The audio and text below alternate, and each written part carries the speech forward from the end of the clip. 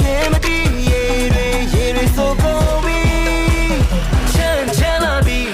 ပန်းလာပြီစကားလေးတစ်ခုတော့မေးလိုက်ချင်ပြီခင်နဲ့မြည်ချမ်းလာပြီအိုးပန်းလာပြီစကားလေးတစ်ခုတော့မေးလိုက်ချင်ပြီခင်နဲ့မြည်အချင်းဆုံးမောင်မေပြောသည်တင်ရခါတော့ချိန်မီရေးစားကြဖို့ထွက်လာပြီဆိုပါစီပါမကြည့်ပန်းနိုင်ပါနဲ့